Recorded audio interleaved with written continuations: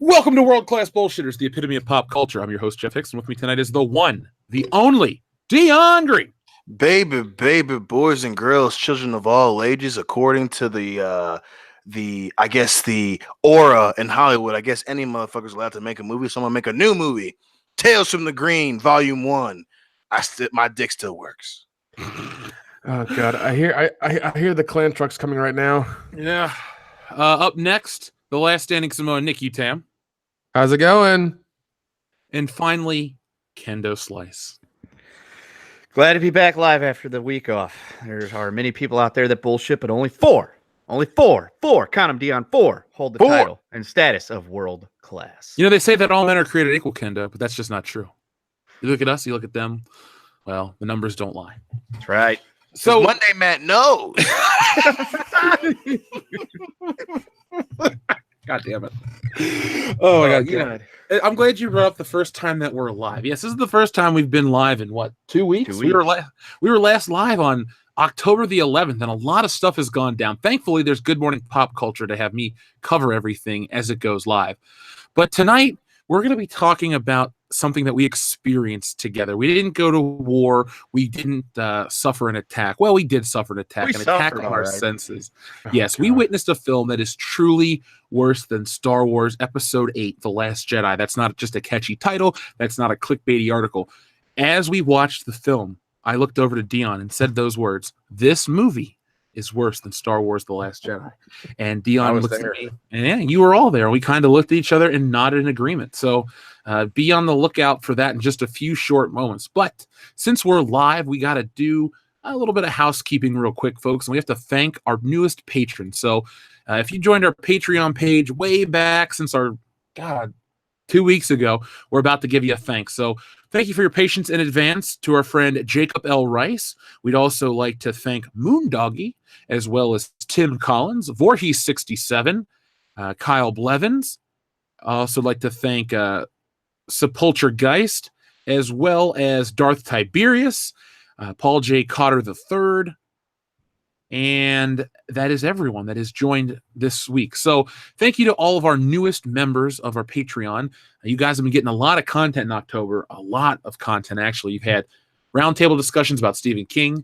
We had one about Twilight Zone. We had our horror movie one. You had the It commentary. We had the They Live commentary. And guess what? It ain't over yet. So be on the lookout for more in the coming days while October is still around. But speaking of October ends this Wednesday, October 31st, Halloween. And we're going to be having our all-day live stream. So give me a quick moment. For those who are out there in, YouTube land, you can look at your screen in just a short moment. And I'm going to show you guys the films we'll be watching.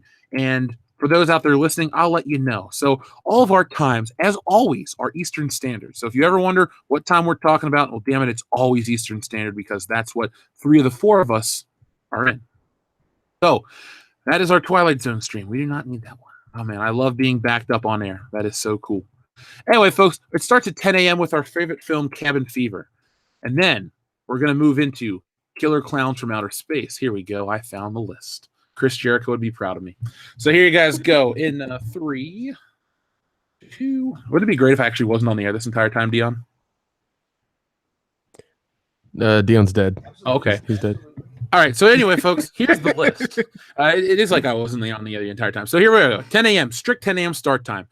Cabin Fever, Killer Clowns from Outer Space, Ernest Scared Stupid, Sorority House Massacre 2, Creepshow, Zombieland, Halloween 1978, and Maximum Overdrive. So if you want to join us this coming Wednesday, October 31st, Halloween 2018. It's supposed to rain in my neck of the woods. If it's supposed to rain in your neck of the woods, tell your kids to go eat the candy you're going to give out to the other kids and spend your day with us.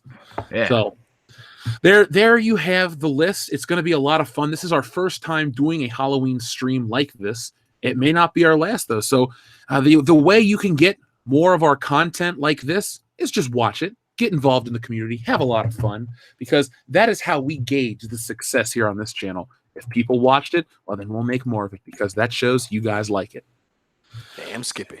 All right, so now that we got that out of the way, let's give a shout out to our listener of the week. It's his birthday. He's one of World Class Bullshitters fan artist, our friend Curtis Hammond. So happy birthday to you, Curtis. I hope you have a nice birthday if you're listening. If not right now, well, if you listen later in the future, we wish you a happy birthday as well to whenever you hear it. So we're waiting on some new art from you, my friend. So if any of our fans out there are artistically gifted, we would like you to draw something of us. This week's prompt is He-Man in the Masters Universe. And Dion's very partial to Skeletor. So if you want to draw us as He-Man, we would like that. So, folks, tonight's format is just going to be slightly different because we want to talk about tonight's main feature, but it's going to emotionally break us. And that's not an exaggeration. Dion and I have suffered through some shit. We've watched some terrible Italian beaver pictures just for the nudity. We have watched some terrible foreign films just for the nudity. We have watched some stupid action films just for the nudity. But no film was an assault on our senses like tonight's main feature. So just give us a couple minutes. We're going to wait till more people show up, and then we're going to talk about it at great length because we've actually taken notes. We've prepared for this like we have never prepared for another film. The title is not just a catchy title. I mean every word that I typed out in front of you. So let's take a moment to talk about one thing first before we get into that, and that is Halloween. So guys, today, Halloween turns 40. I saw it all over Facebook. My favorite Facebook page, Retro Blasting, had a bunch of images up. People have been posting stuff all day long. So, Kendo, Nick, Dion, do you love Halloween, the film? Of course. Yeah. Oh yeah, First man. What is one's fantastic? what's not to love? I mean, it was I want to say it was the beginning of the slasher genre and the big start of it and the big push of it. And that's my favorite genre. So I do love this movie a lot. I own it on almost every format, I think. So it's a great movie, and I'm very happy most of us went to go see the new one in theaters when we were up there with you, Jeff. Yeah, I am too. It was like I gave my review, so you guys can tell everyone what you think. But I said it wasn't terrible, but it wasn't great either. Nick, Kendo, what do you guys think? I thought it was too nostalgia heavy. Like they kept referencing the first one a lot. Yeah, there was a lot of those. Yeah, and it's just like, oh, I know what this scene is, and I know how they're doing this, I know what's going on here. Just all the little references they kept having. I think the thing that really kind of tipped me over the edge was the doctor. That whole moment with him, I was just, yeah, I was not happy with that. I thought that was complete shit, and it didn't make any sense. Yeah, Dr. Sartain, not a fan. Not a fan. Also, the granddaughter and her fucking friends. That whole like, I didn't understand why they had to take up time and space and character and people and things with that because that was fucking pointless. Because you got to get those young kids interested, bro. Oh my god. Well, I mean, they did have like the wokest Halloween costume ever. That's true. You know, so I forgot about that part. Yeah, that happened. Which I figured that was going to happen. This is the way they kept looking at each other. It's like we're going to be Bonnie and Clyde, but it's going to be a twist. And I'm just like, okay, I know what you're doing. I know exactly how this is going to go. Yep. Yeah. Gender swappage. Yeah, it's like, oh yeah, that's how you do it. Yeah, 2018. Woo. Yeah. That's never probably happened in the history of Halloween costumes ever before this year. Right. Tell that to every fat hairy dude that dresses up like Princess Leia and Slave. Oh god. I've seen enough hairy-backed Princess Leias. Oh god. Also, the Down syndrome like devil kid. Like, what was his deal? Oh, he didn't have Down syndrome. He was just fat. Okay, because his face looked like he was missing a chromosome or two. Fat with Down syndrome?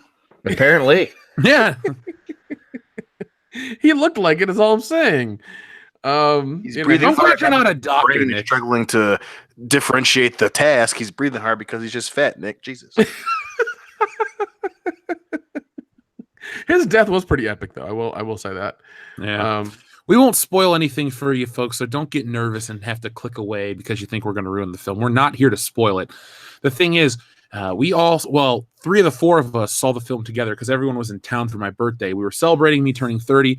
We were also celebrating the end of Stealing Solo. So that was a massive success. It ended with over $52,000. So thank you to everyone who backed the comic book. It is now dormant, as it will remain. So now we're moving forward with other stuff here on World Class Bullshitters. But guys, what was the highlight of the weekend for you? We won't talk about our film that we saw just yet. What was the highlight outside of Halloween? The really nice Airbnb and all the beers. Yeah, I That was was gonna say the time between when we got back from the movie and just kind of hung out there for a few hours waiting to go to the birthday was probably like the highlight because it was just the four of us just chilling. yeah, definitely. Oh, so you mean because the other guys weren't there? I got it. You can say it. They don't listen. No, but I mean that was like Yeah, now that you mention it, yeah, that was good. That was really good. That was my personal favorite too, because I wasn't sober, so I loved it. Oh yeah. Oh man. But we went to the party. We had a great time. We drank. We hung out. We listened to crappy music, and then we went home to sleep it off. And the next morning, trying to get that fucking speaker to work. Good Christ. yeah.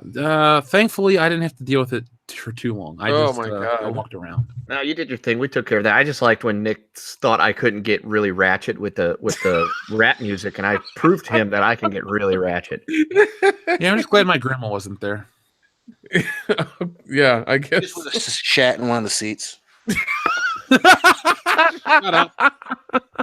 This isn't my Volkswagen. Oh shit. No, but we get back, we sleep it off, we get up the next morning, we have a delicious breakfast courtesy of my mom. Yeah, And then we watched 2 movies during breakfast. First, one great. one was fantastic. It was Kendo's first time. Yeah, we popped Kendo's cherry.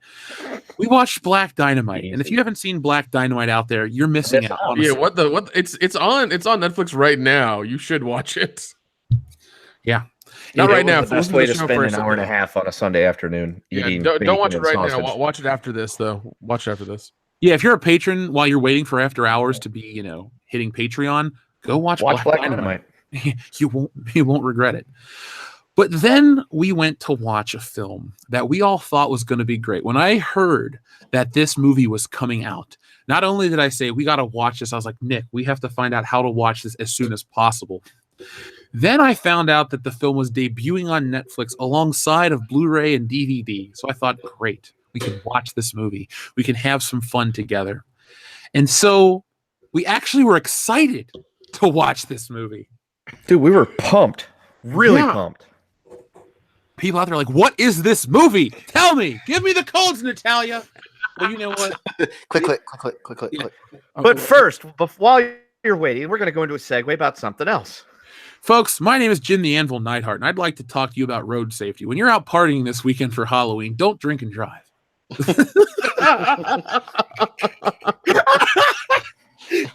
No, it's time to tell everyone out there about this movie. So, guys, we have done commentaries for tons of films. Some great, some memorable, some forgettable, some fun but forgettable.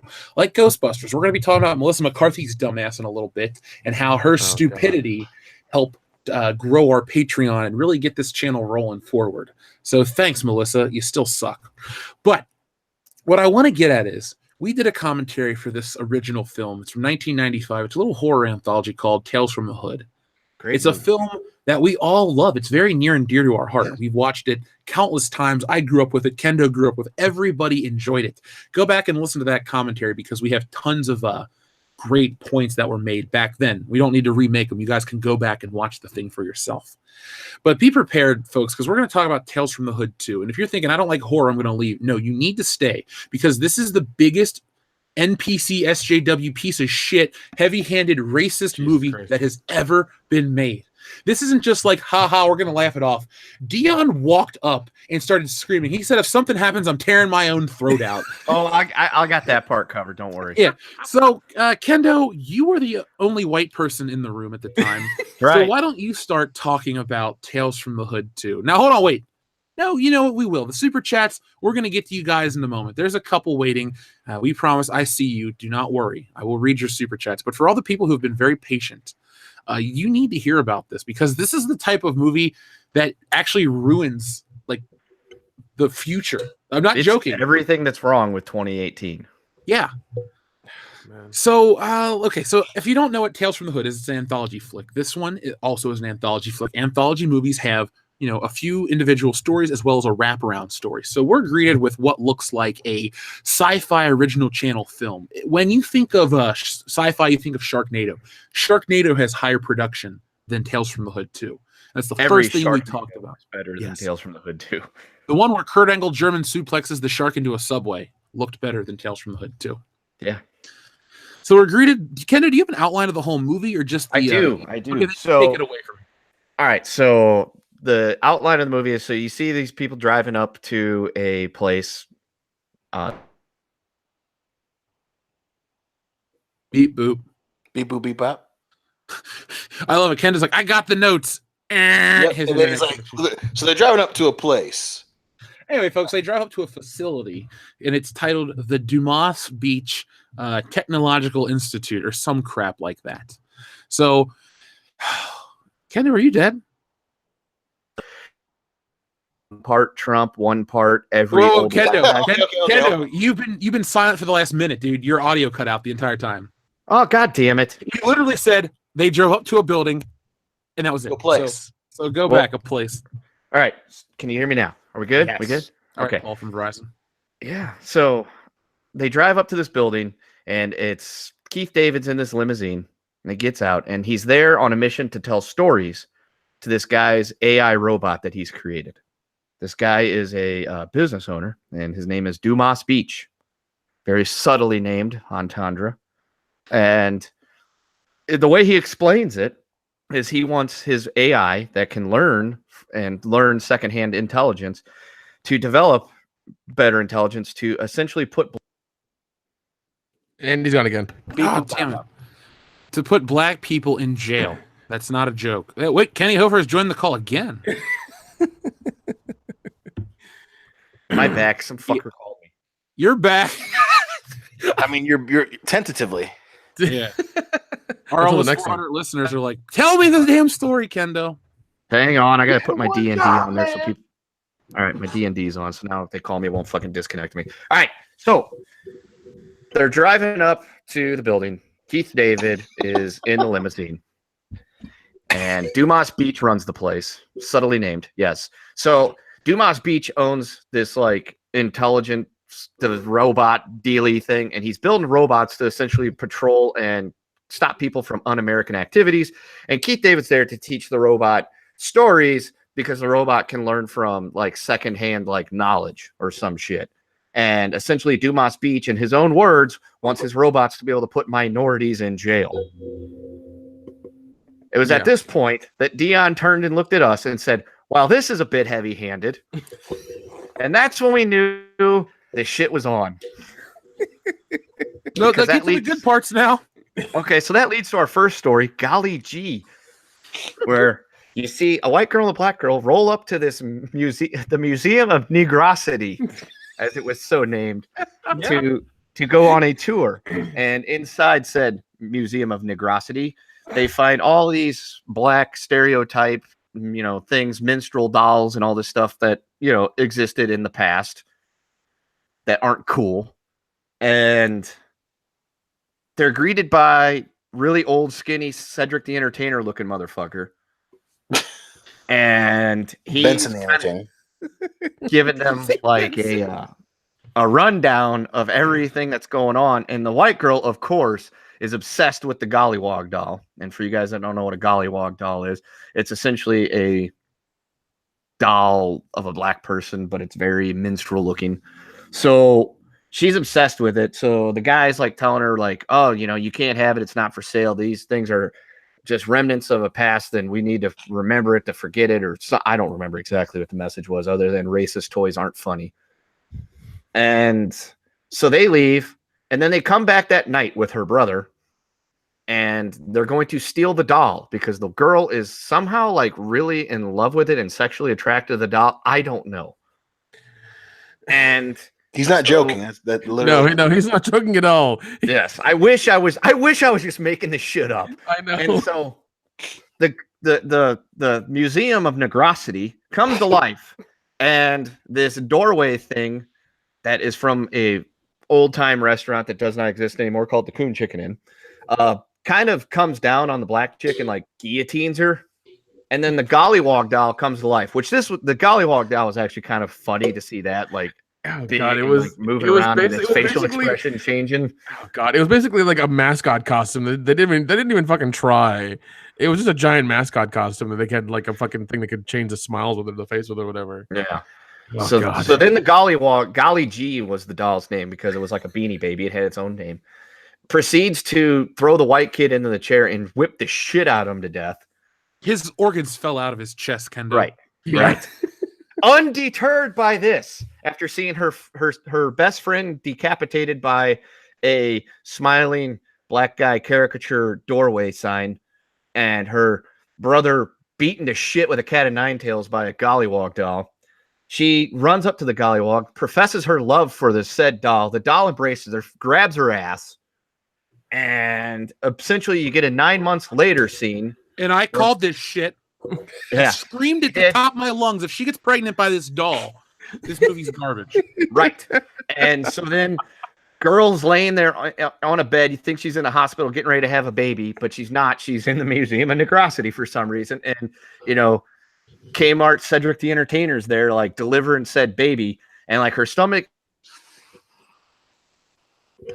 Beep, Her boop, stomach- beep, bop, stomach. Her stomach explodes with these little dolls. Yeah, just like it's And then Black Kid just laughs at yeah, her. it was it explodes at like a shotgun level of these dolls over and over and over. 100 or 200 pop out of her gut. Yeah, and that's the end of the first segment. Which we still don't exactly know what the message for that one is. Yeah, hey, don't worry, folks. And don't remember too. So Benson the Entertainer goes, look at the doll, and the doll's back to a regular size gollywog doll, and he goes, "Well, you know what happens? You go out, you fuck white bitches, you get them pregnant. What can you do?" He literally says that. Yeah.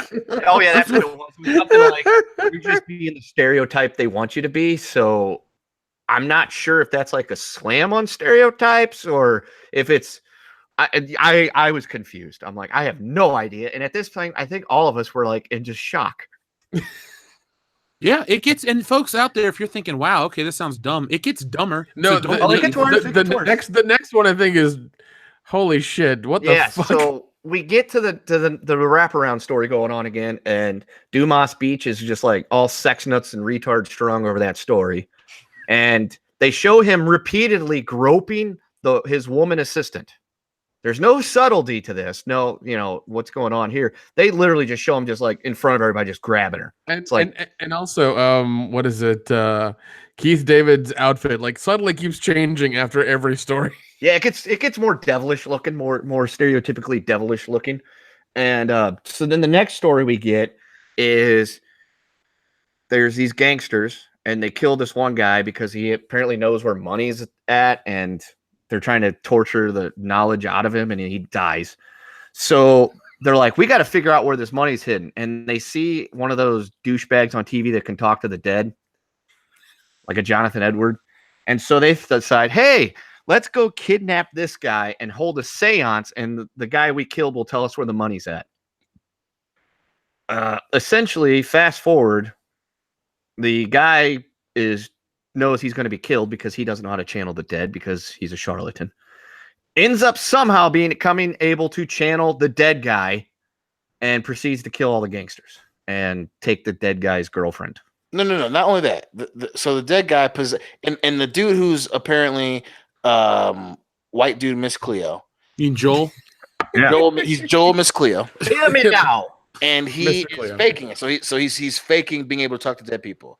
So the gangsters get the dead dude's Latin girlfriend. They get to the house, and they're like, "Well, you need to tell us, do a seance for this guy, so we can find out where the money is, or we're gonna fucking rob you and kill you." And he says, "Okay, cool." He goes in the bathroom. He goes, I'll figure it out." He goes back out to the table. Somehow, some way, without any explanation, the guy possesses the white dude, and he starts talking. They dub over the dude's voice over the white dude's mouth. And he's like, "Man, you don't know shit." And he's talking shit. So then he kills the other two gangsters. And then the Latin chick that was his current girlfriend or whatever, "Oh, babe," runs over and they start making out. And he goes, "Dang, I miss my dick." Yeah. That's right.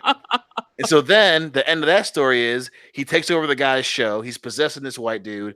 And he goes, "All right, who's first? Which one of you motherfuckers want to talk to the dead?" That's right. And that's the end of the story. Yeah. Like I said, feel free to jump in, guys, because there's stuff I may have forgotten. Oh God.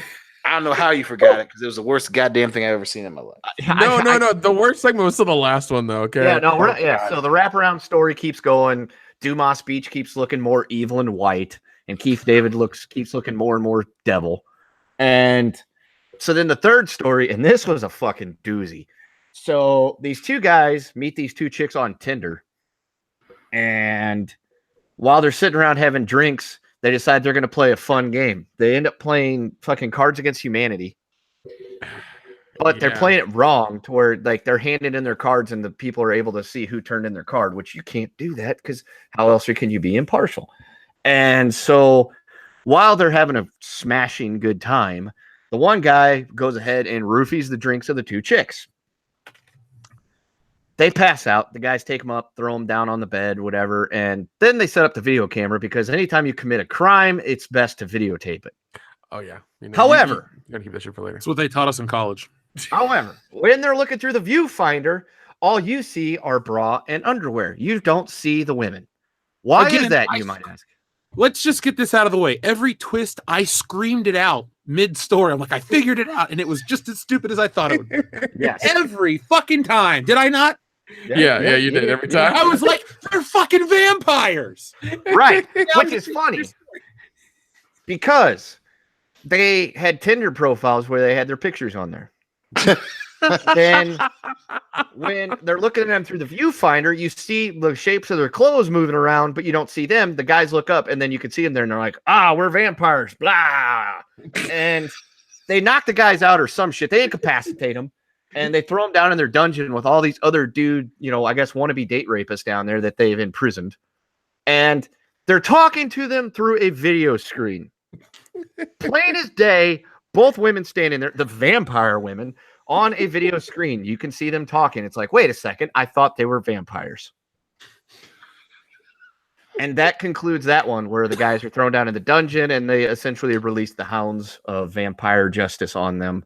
And then we get back to our next wraparound thing, and the guy's talking about his robot and imprisoning minorities. It is heavy as the hand, as Dion described it at the very outset of said film. That leads us to our last story. Thank God we're here. I'm so glad it only took us about 5 minutes to get to this thing because this one segment is the worst piece of cinema ever crafted. If you think The Room is bad, well, rewatch it because nothing is as bad as. Is this called Emmett? Is that what it's called? The Sacrifice. The Sacrifice. Yeah, it's called Sacrifice. Yeah. And so here's how The Sacrifice breaks down. And so I even wrote a little ditty here. 'Twas the final story of Tales from the Hood 2, and the world-class boys had no idea what to do. The previous hour was more than they could stand, their psyche slowly broken down by Rusty Cundiff's very heavy hand. So this story starts with parallel stories being told. You see a pregnant white lady, and she's having bad dreams. But in the other story, you see a black guy, well, child, he's young, in the back of a pick-em-up truck being driven by a couple of good old boys. And so this woman is having these dreams, and it's like a recurring dream over and over where she sees this kid being tortured and killed. So she's telling her husband about it, who happens to be a black fella, and he's running the campaign for the person who's running for governor of the state. They don't say what state. State of delusion is what it is.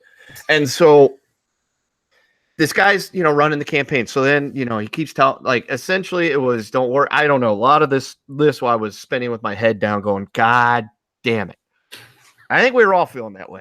Well, you're kind of forgetting one thing. The candidate he was helping was Republican. Well, yeah, I was getting to that. Fucking stay in your lane, Nick. Hey, you're taking too long here, goddammit.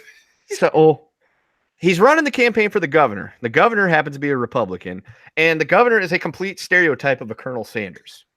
I mean, the dude's name is William Cotton, by the way. That's right. His name was William Cotton.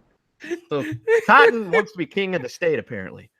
And so has this rally, and he's talking about how his campaign guy, the black guy, is such a great worker and blah blah blah blah blah. And he's also talking about how he's going to shut down all these polling places to keep black people from voting, and very over the top type stuff. So the woman, the pregnant woman, the black guy's wife, she starts freaking out, and because she keeps having these dreams, and she keeps seeing this black kid everywhere. And now her husband can see it because he's had like this moment where I guess the kid reveals himself, and the kid says his name's Emmett.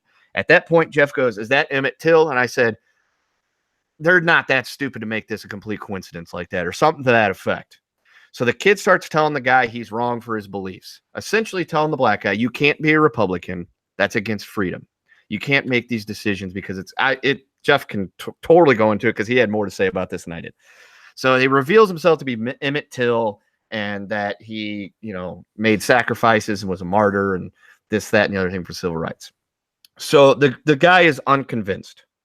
So then Emmett Till has some friends show up, and these girls walk up to him to start talking to the guy as well. They were the girls that were killed in the terrorist bombing of the Baptist church back in the 1960s during the civil rights era. Yeah, and then Birmingham bombers. Yeah. Yes, I believe that's the one. And then it shows three other guys pop up, and they are to be Cheney, Goodman, and Schwerner. They don't speak. And when they pop up, and Jeff's like, "Who are those guys?" I was like, "Oh, fuck, it's Mississippi Burning," because that's the movie that made him famous, which, by the way, is a fantastic movie. If you want to see a good movie involving these issues, watch that. Don't watch this. Or any other fucking movie. Literally, The Last Jedi is a more entertaining 2 hours of life. Yeah. So then the guy keeps telling, Emmett Till is pleading with this guy, has to make a sacrifice. At this point, Dion stands up and says, "If Medgar ever shows up, I'm ripping my throat out." And about that time, they show two black fellas in suits come walking out. One of them is clearly Martin Luther King Jr. because they acknowledge him. And then there's the one standing behind him. And I said, "Dion, you might want to start ripping that throat," because it was Medgar Evers.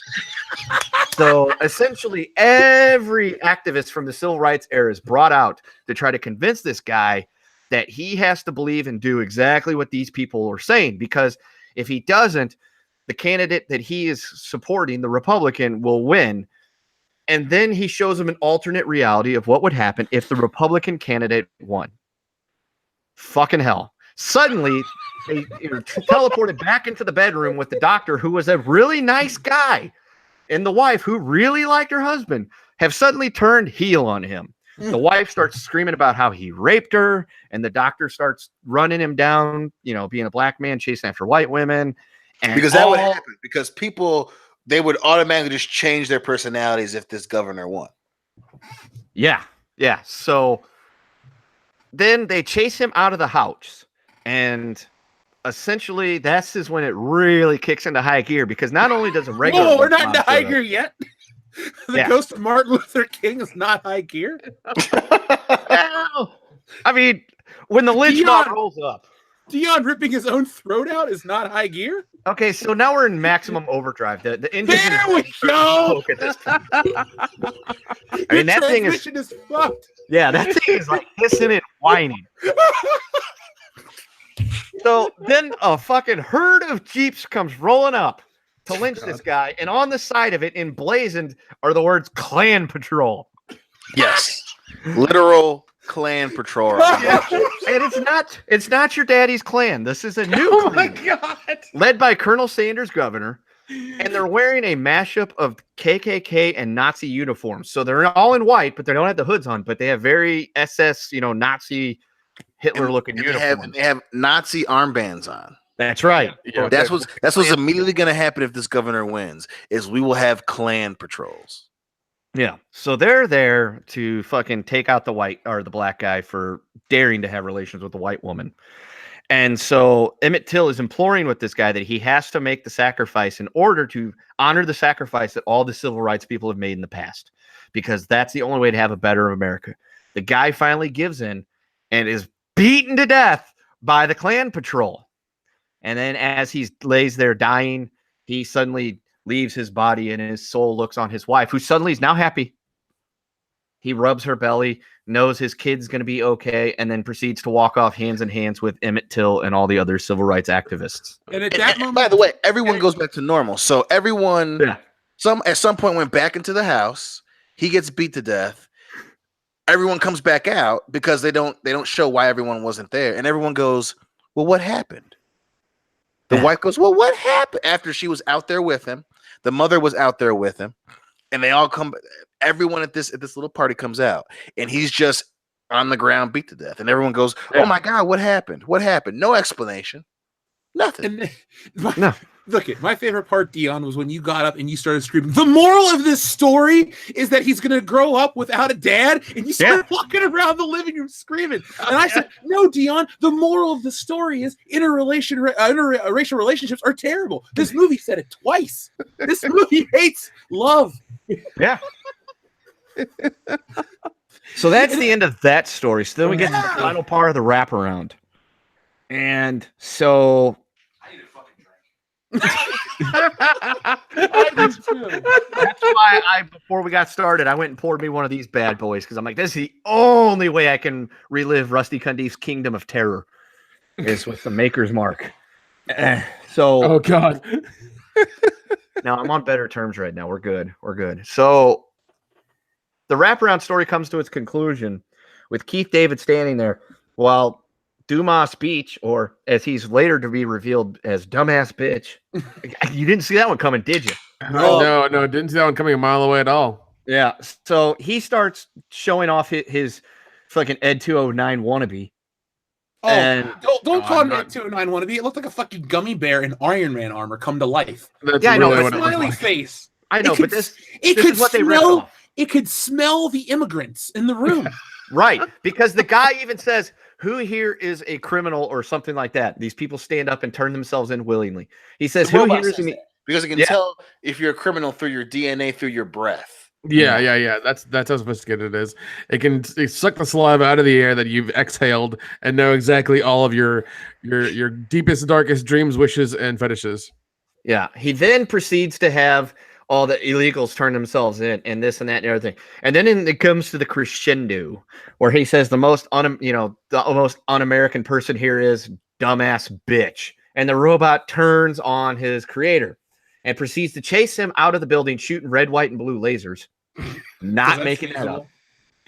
And then Dumbass Bitch runs and jumps into the car driven by Keith David. And then the best scene of the movie is the very end scene where the guy's freaking out saying, "Where are you?" And Keith David completely morphs into the devil at this time and yells, "Welcome to hell, motherfucker." That was the worst delivery ever. And then Oh, dude. first off, he's now Dumbass Bitch is crying, right? Because he got That's shot. And they're driving. And Keith David keeps going because throughout the whole main story, he keeps going, "Oh yes, the shit. And he keeps saying that. So they're in the van, and Keith David goes, "Oh, the shit, the doo-doo, the poopy." He literally says that. He does. He does. And so then he goes, "Let me out." He goes, "Oh, okay." And he slams on the brakes. And then the worst CGI fire and coloring. Oh yeah. Engulfs the car. So he goes, "Where?" And the guy is trying, the poor dumbass bitch guy is really trying really hard to act here. And he's going, "Well, where am I? Where am I?" And Keith David perks up, gets almost halfway out the seat, and goes, "Welcome to hell, motherfucker!" There we go. Yeah. And literally, I can't do some it justice. random dude who I'm assuming is supposed to be a demon, a random guy with a shirt off. In like the worst face paint, In like the that they worst bought face, from looked like he fucking got like face paint Halloween from Party Express fucking- or something. from Party Cities where he got that face paint. And he walks up and he opens the door calmly. I'm not fucking making this up. Dude has no shirt on, shitty red paint on, and he's just a dude. And and the CGI is so bad you can tell it's a background behind him. He opens the door, grabs the old dude out, and then just pulls him out the car. And Keith David is just laughing his ass off. And then that's the movie. Yeah. Now, if you're thinking, "Oh wow, that doesn't sound that bad," yeah, it really is that No, bad. it Now, really is that fucking Dion, bad. we're gonna come back to you right now. What was your thought process during this movie? Because you know how I thought, because I kept screaming it out that this is a terribly racist movie. You were screaming what about 90% of this movie. What were your thoughts during the film? And you told me you went home to talk to Hillary about that. Tell me more about your feelings. So I'm gonna be very clear. Let me readjust my microphone and everything. I want this shit to be 100% clear. The shit. So first off, I'm gonna say about the movie. I'm gonna be very brief. That was the worst, not even entertainingly bad pile of shit I've ever seen in my black motherfucking life. It is the worst. Whether you look at it as one story, an assortment of stories, a collage of idea, what you could use whatever fucking adjectives you want. That movie sucked. If there were a way for me to legally file a petition so that one particular person could not ever see, write, or even smell a goddamn screen, a script, it would be Rusty Cundiff. If I could get away with one crime, and I hate Zack Snyder, I hate that motherfucker with every fiber of my being. That being said, I hope that Rusty Cundiff can never speak, spell, write, smell, or even verbalize the word movie ever again. He deserves to go to jail. He deserves to be stripped of every human right that he ever has, and he needs to sit in a room watching reruns of Full House for the rest of his fucking life. Now, that being said, let's get one thing out of the way. Everyone can agree that racism is bad. Everyone. Anytime you meet someone and they don't say that, you can say, "Hey, that person is kind of shitty."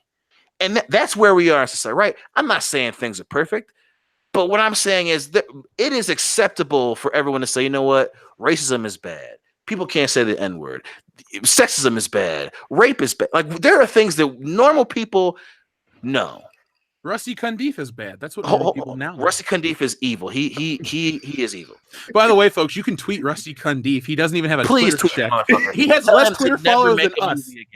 Don't be a director, assistant director, the main grip, the assistant fucking grip, the goddamn assistant producer, the fucking executive producer, the goddamn assistant to Mr. Clooney. He can't do shit. Don't let him on any set. The most fucked up part of all this is, Dion, is that he made the first film, and the first film is truly great. The first film was entertaining as fuck. We love that movie.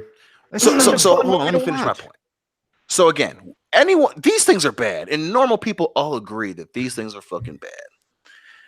But when you have a motherfucker who his entire creative idea is to bring up every stereotypical trope that is an issue today and put all of them in a movie, and then manipulate history, manipulate every lesson you learned as a human fucking being, and then put it in your face and use that to talk down to you, that means that person is a piece of fucking shit. And then on top of all of that, he puts himself in the motherfucking movie. Yeah. Now, I don't know what he has on Keith David, but someone needs to investigate that shit and free that man from ever having to do anything with Rusty Cundiff again. And again, and then again, I look back and I laughed. But this motherfucker literally used the brutal murder of Emmett Till as a tool to say who you should vote for. This motherfucker had the ghost of Martin Luther King look at a black dude and shake his head because he was working for a governor. This motherfucker had these cute ass little black girls walk up on the screen and say, well, we went to church and when we were bombed, and use that to say, your black ass should never choose who you should work for. And that's what pissed me off. Because of all the shit he pulled in there, and it was some terrible fucking, it's like he shot it with an iPhone. But for him to twist things that actually happened, to twist historical events that changed the lives not only of those people, but of the country forever, and use that to say, your black ass can't vote for someone who you want. And then say, oh, well, this is what I sacrificed for. That is the most infuriating, insulting goddamn thing I've ever heard. It doesn't matter what side of the aisle whoever you vote. I don't give a goddamn if you voted for Donald Trump. I don't give a shit. Okay? But to simplify every issue in this fucking world and use that to say, well, this is why you're a piece of shit. Anyone who does this is wrong. That means that he needs to have his black ass taken out in the parking lot and beat with a sock full of fucking quarters until he pisses blood. That you are a piece of shit if that's what you look at and you say, you know what, this is the movie I'm gonna make. I'm gonna get Keith goddamn David in my movie, and he's going to tell a story about how Emmett Till doesn't want this black motherfucker to work for whoever he chooses to work for. And that's what Emmett Till was sitting there getting his eye cut out. He said, "You know what? You better not vote Republican, motherfucker." Like that's the thought process that Emmett Till has. And that's he also carries I've never been as insulted in my life. And as much as I want to put Zack Snyder in the headlock or in a choke and just squeeze until he passes out, Rusty Cundiff needs to never be allowed near anything that looks like or sounds like a fucking camera ever again. Someone pull his black card, pull his director card, pull his movie card, pull his life card. That is the most terrible movie, the most insulting piece of shit that I've ever. And I've been called a lot of bad things by better fucking people. And I can tell you, I would not hesitate to stare him in the eye and say, you know what? I truly hope that you trip and fall off of a bridge where it's an empty ravine at the bottom and you land head first. Piece of shit.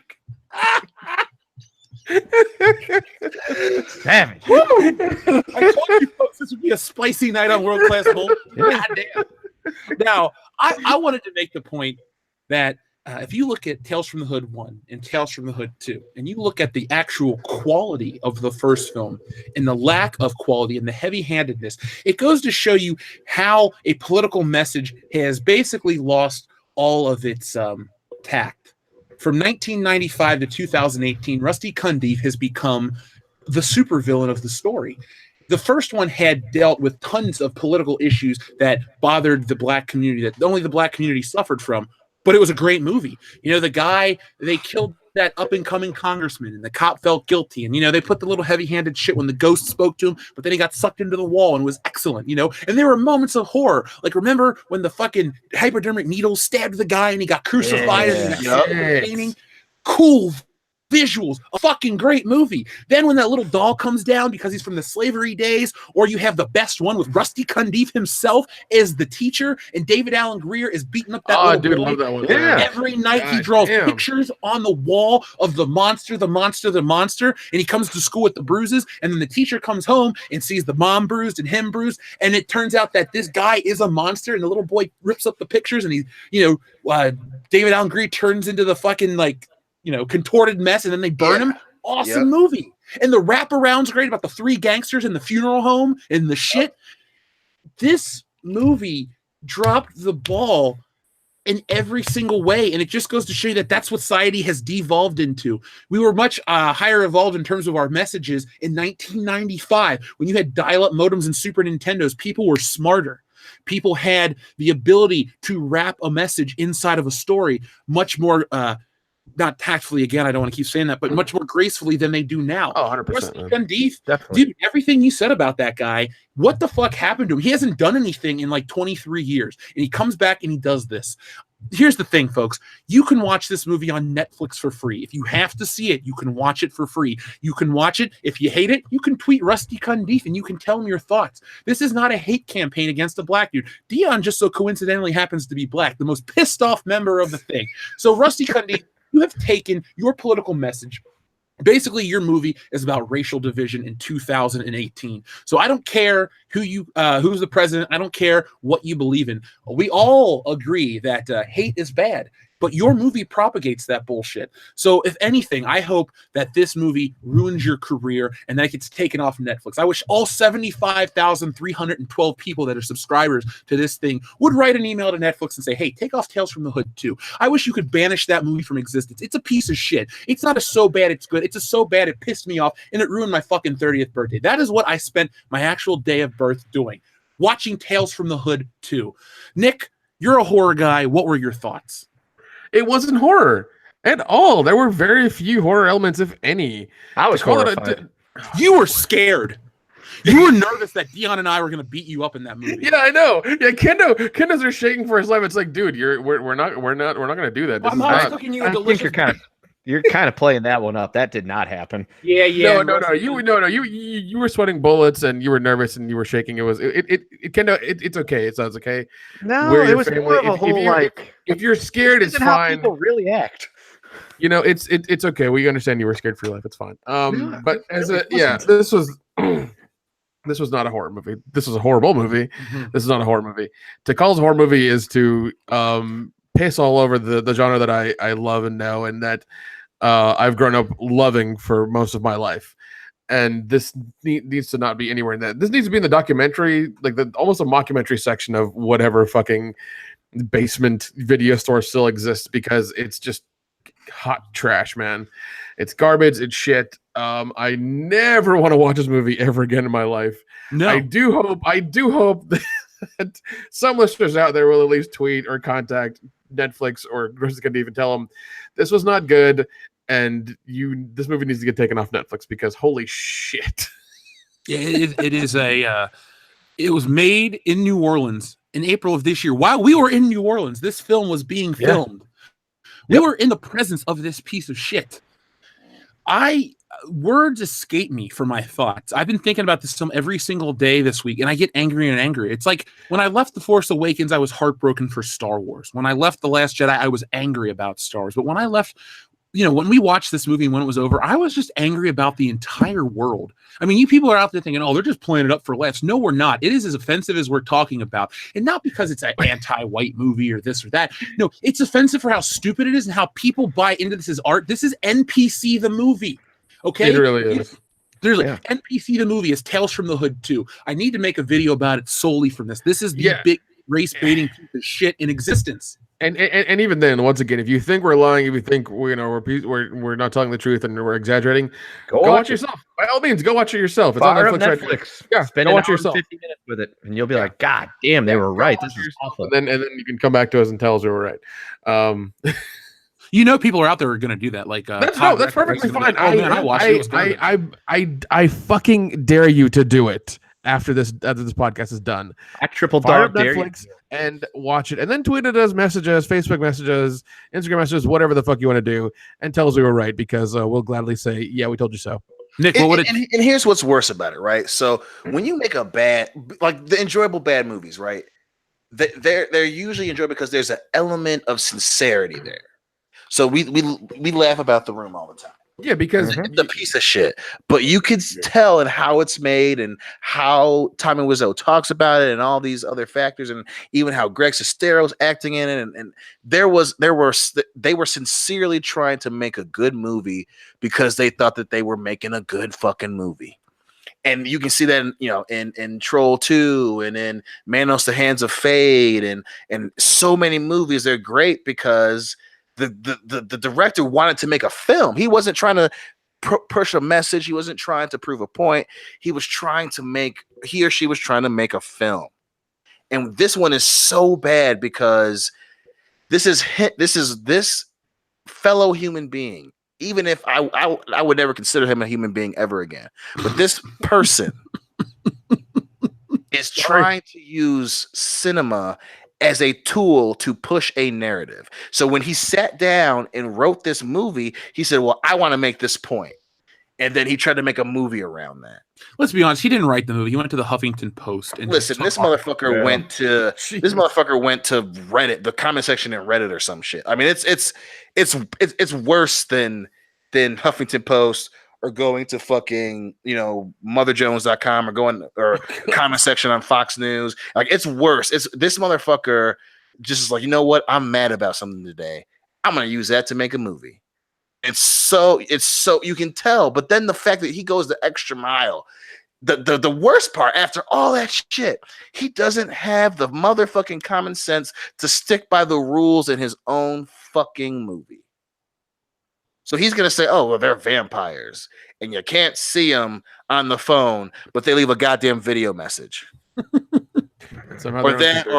he's going to say, oh, this girl wants to get this doll. And they got to say, it's a relic of our past. It's a reminder of the terrible things that happened.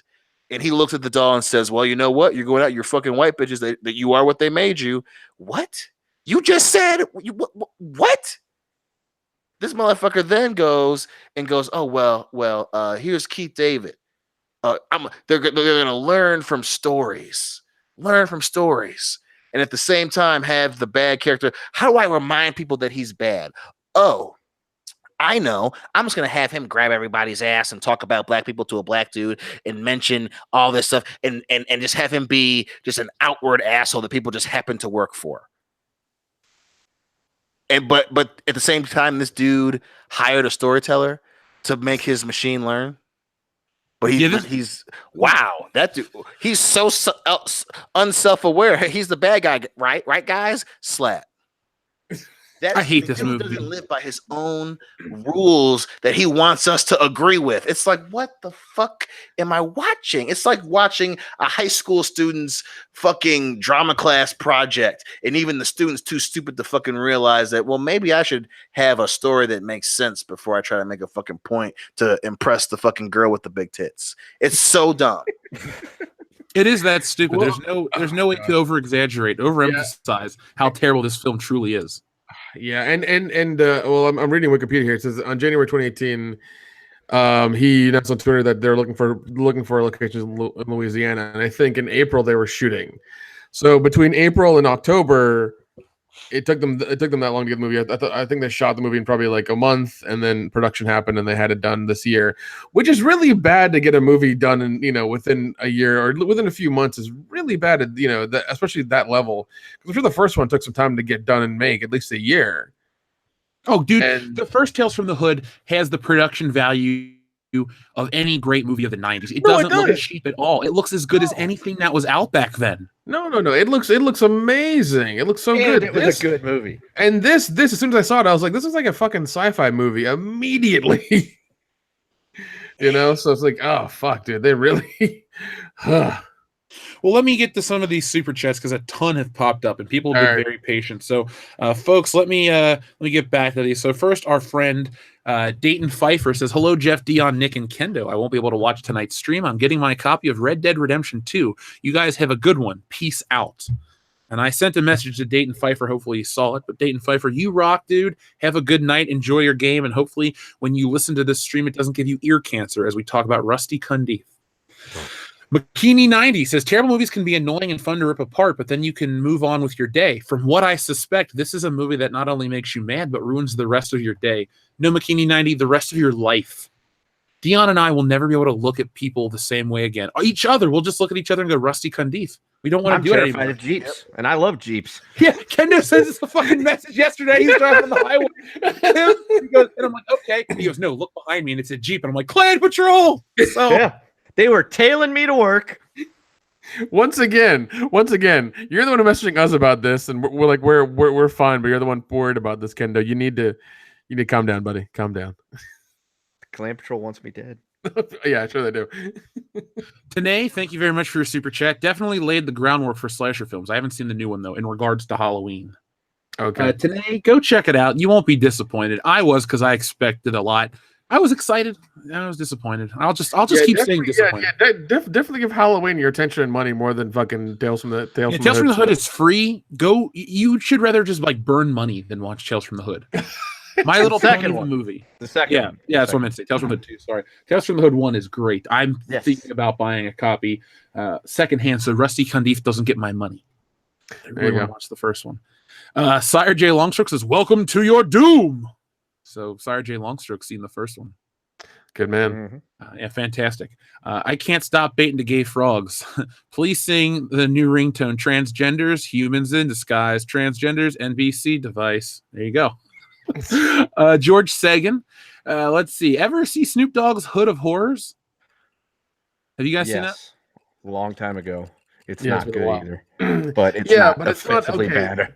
It's not good because of like poor storytelling and things like that. It's not because it was fucking woke as hell or trying to be woke as hell. This was trying to be that really badly. His was just bad.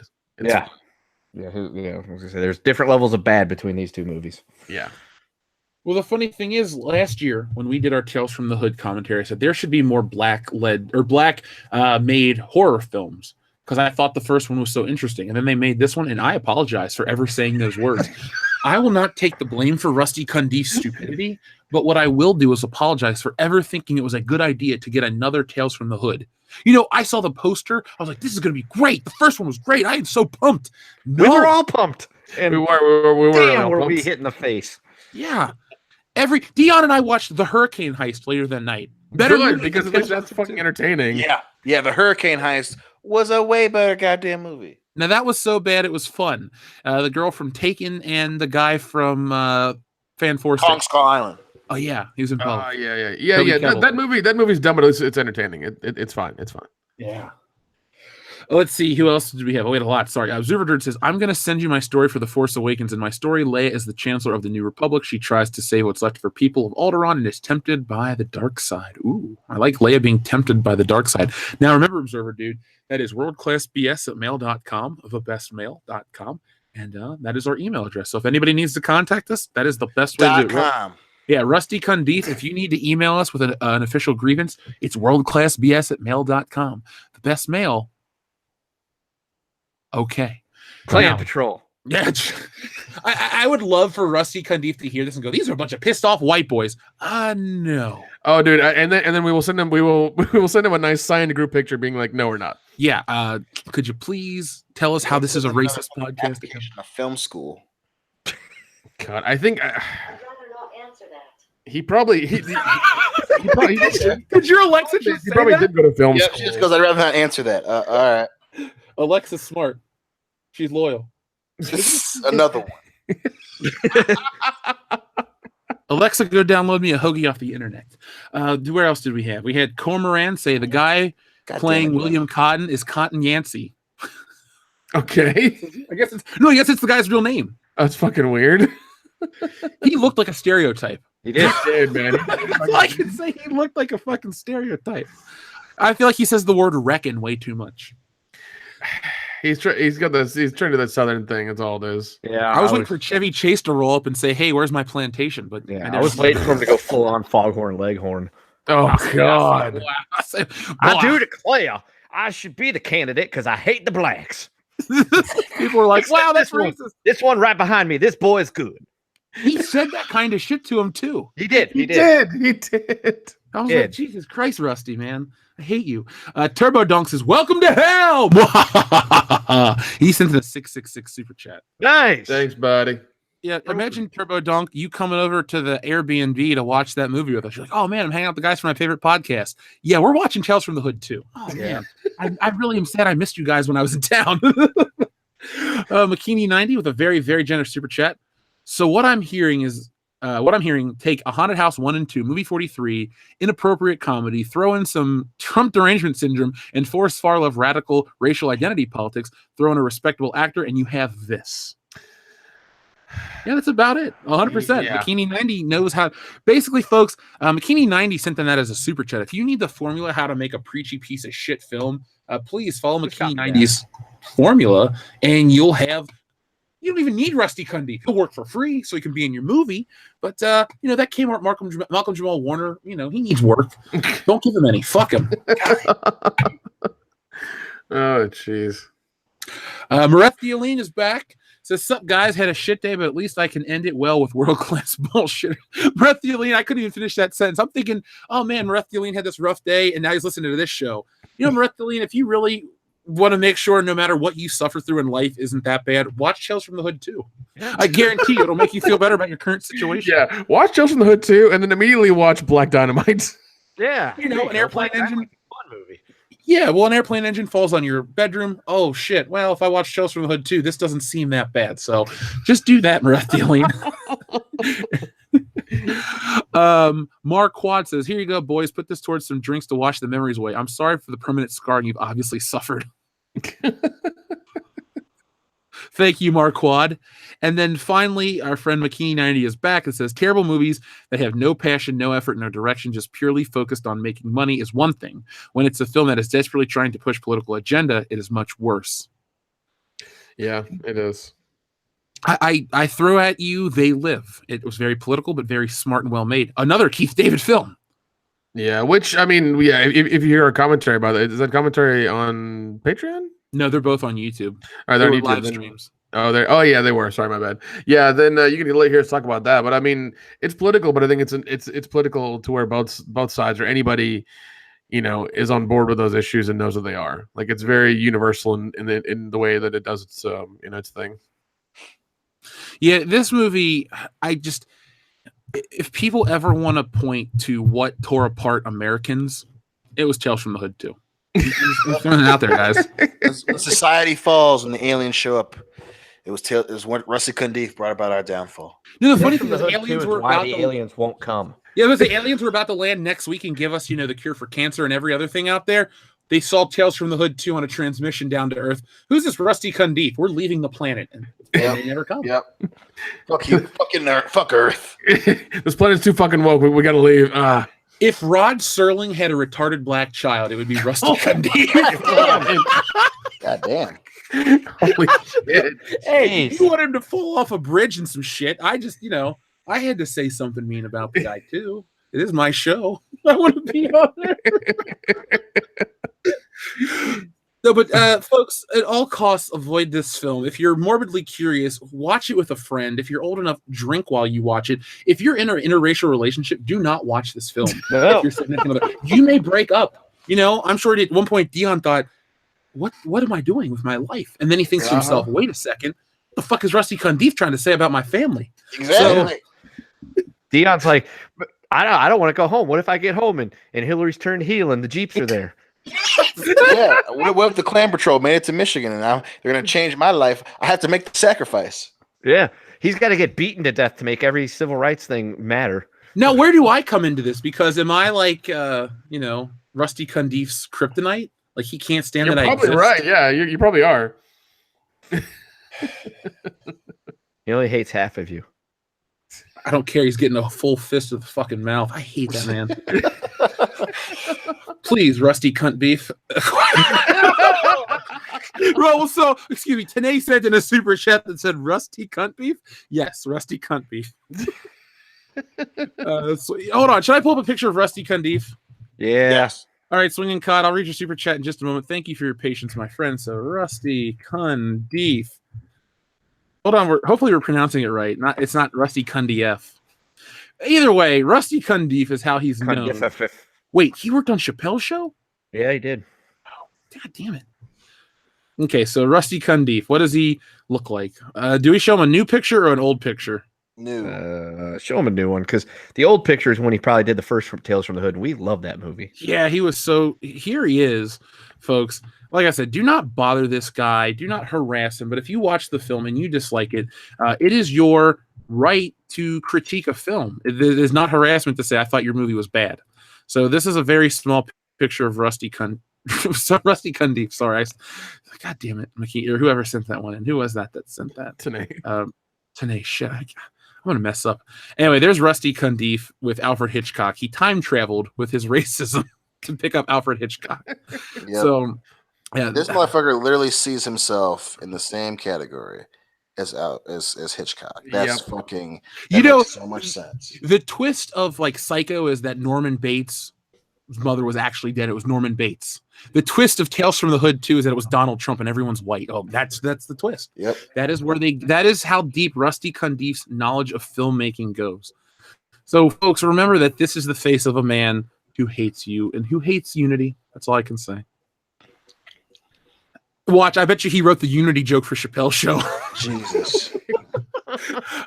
One of two good things he's ever done his entire fucking career. Yeah. Swinging Cod, just when I thought I couldn't get any worse than Dunham Muff Crumbs episode, Jesus fucking Christ, I need a drink.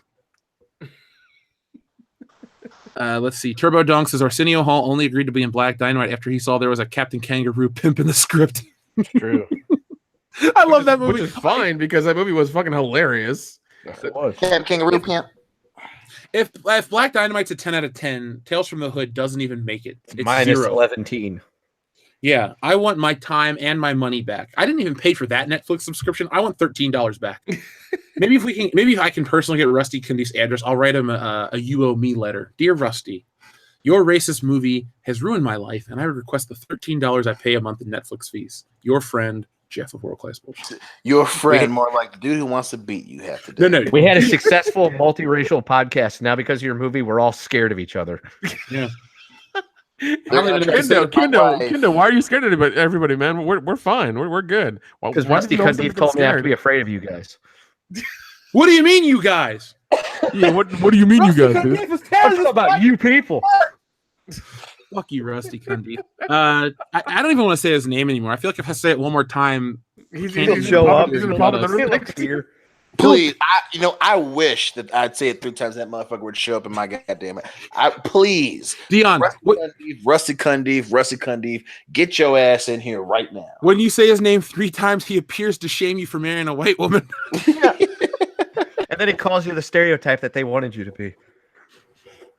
God, I hate that man. So just terrible. Just please think about just Think driving about in the your children. car, parking in the parking lot, leaving the windows down, and leaving the engine room. Just think about it, Jeez. because you are an affront to every bit of cinema ever. Jeez, man. Tanae says he looks like Mr. Potato Head got run over by a winter tire. God. Fuck. Shit, he That- looks that's like some cold Mr. shit. Potato Head went to a Klan rally. In a Jeep? Yeah. Well, apparently On that's what patrol? they drive. Well, he was doing very well last night. I like how I'm reading the other chat and people are like freaking out. Make sure you guys hit that thumbs up button. Every thumbs up is a middle finger to Rusty Cundive. So please, let's get 398 thumbs up because he deserves it. And so do we. So, did you guys, listeners out there, I'm going to be talking about the Star Wars theft tomorrow morning for Good Morning Pop Culture because I got to do some more research.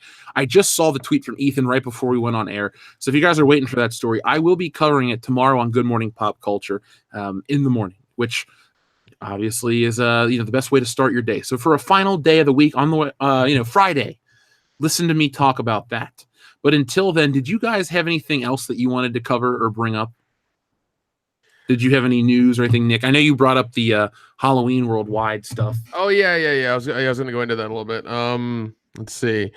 What is it? It hit 90 million over the weekend. I think worldwide's 106 million. I also love how Jamie Lee Curtis wrote that she's like biggest horror movie opening with female lead. Biggest movie opening with female lead over 55. Second biggest October movie opening ever. Biggest Halloween opening ever. Is what she said. I was like, what? That's really not a good qualifier, Jamie Lee. I love you to death, but my God. That's kind of like how they add all those superlatives now to the senior yearbook, just so that way every kid can get one. Well, no, this sounds like what they did for Wonder Woman, like biggest opening for female directed movie ever. It's like, okay, cool.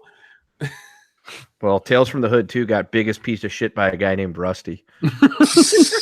And that is the greatest achievement ever. With the film. But that movie's still climbing, still doing great. Another piece of news that kind of came rolling through this week was Friday the 13th reboot in the works from LeBron James. I don't know if you guys have heard about this, but apparently he's a giant horror fan and wants to be involved financially in rebooting Friday the 13th. Well, if Better I bring had back that, Gary Padalecki or I ain't watching it. You know what? Here's what he should do: bring both of them back and have them both fight him.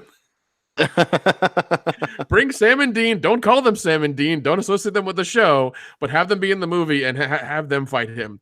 Yeah, they're actually brothers in the reboot. Oh too. my god, dude! Oh my god! If that happens, I'd be so fucking happy. Their mother was killed by Jason years ago while she was pregnant with them, and somehow they were stillborn. Wait, the best way that movie could turn out. Steal from number 2. There you go. Yeah, why not? Why not? Dude, she's my favorite. I love her. Yeah, everybody loves her. Yeah, dude. If LeBron James is making a Friday the 13th movie, I want to star all NBA players, and the killer turns out to be Vlade Divac, or I'm out. I'm sorry, I don't understand that reference. Yeah, I don't get that reference either. He's a basketball player. Couldn't you just said Shaq? That's even better. Yeah, just Kobe, I'm coming for you. Yeah. He's Jason that can talk now, and he's fucking lumbering along. He stabs somebody. It's because you didn't ride with the general. No, the new Friday the 13th movie should technically be a remake of Space Jam, where it's all of the players lose their mojo or whatever, and LeBron is taken to this other universe. The only difference is LeBron is killing everybody, and he wears a mask. Well, no, and then when he goes back to give them back their powers, he murders them, and it ends like the New Beginning, where it's just him holding the knife and the mask behind the door. And he's just like, I did it, bitch. I did it, bitch. I did it for Cleveland. Dion, why don't we cross over Space Jam with Jason X? Ooh. You can't have more rings than LeBron if I cut off all your Absolutely. fingers. And he can kill 2 white campers in that too. It'd be great. There you go. Yeah. There Harder, you go. Daddy. That's what they say.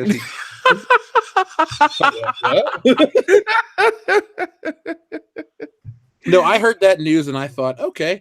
I honestly had a thought to myself: if I had that kind of money, of course I would finance all kinds of crazy movies and shit. Well, I mean, like, I mean, good for him for doing that, and I'm glad he's a fan. But after watching this Halloween, and I'm just like, I'm starting to get to the point where I really don't like franchise horror anymore. Like, I'm really getting fucking tired of it. Just give me some new shit. Bring like keep the same slasher, tropes and stuff, but bring in some other new killer or whatever. I'm tired of seeing Jason and Michael and Freddy and Chucky. You haven't seen Jason in a movie in 10 years almost. Yeah, but still, I'm tired of the franchise horror. In all honesty, like, I enjoy them; they're good. I've seen all the films. I know the stories and stuff. But like, give me something different. Like, give me, I don't know, 4 movies of some other crazy killer or something. A new franchise of horror. Yeah, sure. Give me a new franchise. I'll give me something fun to watch. I'll be fine with that. Did you see Freddy Krueger came back on the Goldbergs last night? Oh, I need to watch an episode. You do, because Beverly Goldberg has a nightmare and she goes into her closet and all of her sweaters are turned into Freddy sweaters and they grow hands and they grab her. I might watch that later. And it's Robert Englund playing Freddy again. Oh, man, yeah. I remember hearing. Oh God, I've heard about that for like 2 months now. Everyone's like, "He's playing Freddy one more time." Whoa! It's like, okay, good. You guys got to make it one more time. I remember he did this for like Spooky Empire a couple of years ago, where it's like, "Oh, take a picture with Robert Englund in the makeup." I saw that. Only $100. Like, what? Dion, I've noticed that this month we've talked a lot about horror. Next month what we should do? What's that? We're gonna do the Indiana Jones trilogy and let's watch Star Trek II: The Wrath of Khan. Let's do a live stream of that. Yes. That sounds like Never fun. watched it. All right. Speaking of movies, I had never watched until today that I'm pretty sure. Halloween 4 and 5. God, those were stupid. Why did you hate Halloween's 4 and 5? They were just really stupid. I don't have an exact reason other than the whole time I'm watching, I'm just like, this is so fucking dumb. This makes no sense. He's going after his niece. What the fuck is this shit? And now she's got like mystical, like bonded with him powers. That's just dumb. You know what the best part of that was movie kind is? of a big thing in a lot of horror movies later on. Someone would either have telekinesis Oh or God, that's true. shit like that. They did it in, was it Friday the 13th Part 7? Yeah, Part 7. And then what other fucking? They did it in Nightmare on Elm Street as well. I think his daughter is like the one who's psychic and can like. Oh, and Freddy's Dead: The Final Nightmare. That's what it is. Yep. Yeah. Where they shove the fucking dynamite into his chest and he explodes in 3D. God, I hate That's it. You brought up Halloween 4. The best part of that movie for me is when Jamie looks at the picture of her mom, who's Jamie Lee Curtis, and it's a production shot from the first Halloween movie. Like, it's the scene from when she's sitting on the sidewalk with the pumpkin waiting to get picked up by Annie. Like, there's no one there. Who took that photo? It's shit like that makes me think about these movies and go, huh, these aren't very good. No. Here's what you need to watch. Can I watch Part 6 and then get back to us? That's coming on AMC in a couple of days, so I've got it set for recording. Yeah, DVR it or whatever, but watch Part 6 and then report back because I want to hear what you got to say about that. I'm sure it'll be. Yeah, I was gonna say I'm sure it'll be even worse because I know I've seen the first one countless times. I watched it last night and today. The second one I've seen a handful of times. The third one I know I've seen a lot because it was on TV a lot when I was a kid. But other than that, that's pretty much all I could tell you about the Halloween movies. From what I understood, Paul Rudd is in the next one. Oh, Paul Rudd's in Part 6. Yeah, it's his first movie, I think. Well, then I'm gonna love this movie because I love Paul Rudd. One of the guys from Third Rock in it as well? What's his John name? Lithgow. No, Joseph Gordon-Levitt's in Halloween H2O. Oh, okay, it's H2O. Okay, gotcha. That's what it was. And Busta Rhymes is in Halloween Resurrection. God, I love that movie. It's so bad. And LL Cool J's in H2O. That is true. Yes, and Josh Hartnett. And Josh Hartnett, our boy from The Faculty. I love how we watched that movie. That was the first thing we watched. Yep. It's a good movie. It's a good movie. I've had a lot of good memories of that movie. Young Elijah Wood. Well, Is there Elijah such Wood thing as always Elijah looks Wood? young. The And man will be Ursher, 80 baby. and look 23. I like how just Elijah Wood will always look like a fucking 13-year-old boy who might have a boner right there. Our friend Tanae sent in another super chat that says expectations for episode 9. Dion, you're up first. Ooh. Expectations for episode 9? Yeah. Fuck. There you heard it from Dion Green himself. I mean, that's really it. I mean, okay.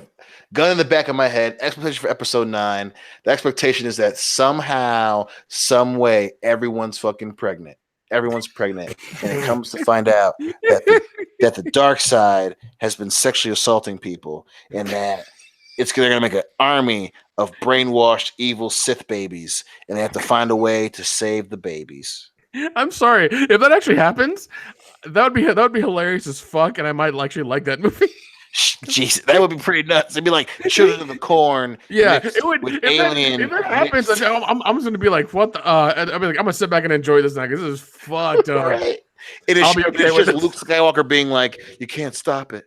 You can't stop it. You can't stop it." And I'll be entirely okay with that. If they go that route with it and just go like fucking crazy, Yeah, even Rose Tico gets pregnant by the evil force. and Finn's like, "I didn't touch her. It's not mine." If it's like, whoa, what do you mean you're pregnant? But he's like married to both Ray and Rose Tico, and he's just like, "What you mean y'all's pregnant?" I've been. And then the Jeeps come in. What you mean you pregnant? Space Jeeps come after him. The Speeps. And then they go on Space Maury. Spory. Spory. You are the father. Oh shit! I told you, motherfucker. I told you. Well, today, to give you an honest, straight answer, my expectations are very low. I expect a lot of Return of the Jedi callbacks because that's what J.J. Abrams does.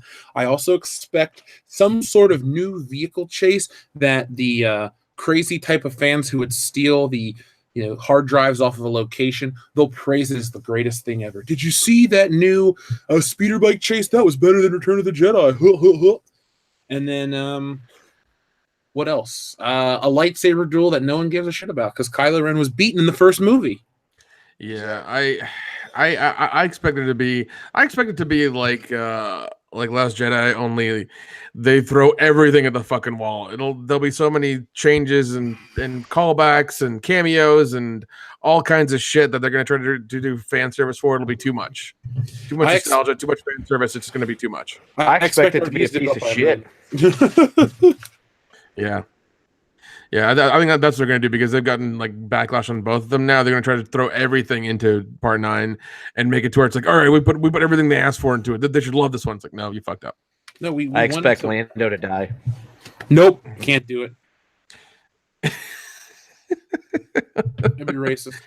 Keeney90 says, Dion, would the movie be better if the cast was all black mannequins and horses? No, because I would no longer be woke. I'd become Snoke. No, you would have pissed your pants and fallen asleep. No. It's funny. I'm scared, dog. I just don't like them. Be glad you didn't go see the new Halloween because there was a scene with nothing but mannequins in it. Yeah, this is a whole room of mannequins in there. Y'all full of shit. No, it's in there. It's in there. That's true. There are a lot of mannequins. She's shooting at him and stuff. They're target practice. But in Dion's defense, this weekend he did not freak out and get scared of horses. Because he didn't see. Yeah, but he didn't get scared, so that's the important part. Progress. Okay. Progress. This is never ending. Alpha Terra Nemo, you guys hear about the new Godzilla 2 prequel comic and Alexander Skarsgård joining Godzilla versus King Kong? I have heard nothing about either of those pieces of news. What about you guys? I haven't know, either, man. I know they're focusing more on Godzilla King of Monsters. I haven't really heard anything past. I mean, I know that when they released the trailer, they were saying that they were definitely